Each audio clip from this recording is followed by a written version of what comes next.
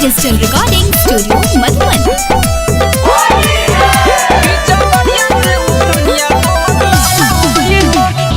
पीछे पीछे हमरा काहे आवता रहो, होलिया में हमके डेरावा बता रहो, होलिया में हमके डेरावा पीछे पीछे हमरा काहे आवता रहो, होलिया में हमके डेरावा बता रहो।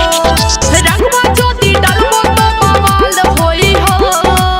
ए सुना पीछे बढ़िया से ओढ़निया तोहर लाल होई हो, पीछे बढ़िया से ओढ़निया तोहर लाल होई हो, पीछे बढ़िया से ओढ़निया तोहर लाल होई हो, पीछे बढ़िया से ओढ़निया तोहर लाल होई हो।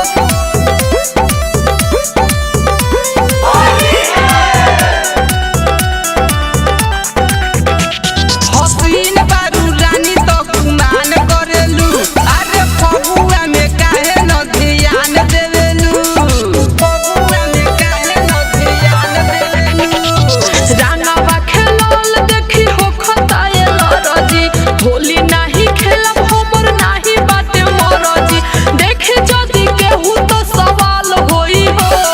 चल का हो पीछे बढ़िया से ओढ़निया तोहर लाल होई हो, पीछे बढ़िया से ओढ़निया तोहर लाल होई हो, पीछे बढ़िया से ओढ़निया तोहर लाल होई हो, पीछे बढ़िया से ओढ़निया तोहर लाल होई हो, पीछे बढ़िया से ओढ़निया तोहर लाल होई हो।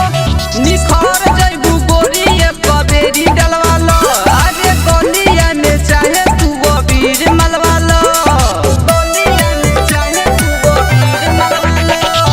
सहनी सुबास साफे बात नाही बुझेला, लागे जब जरा तब कुछो नाही सोझेला, सारा मानवीन के हम माल हई हो।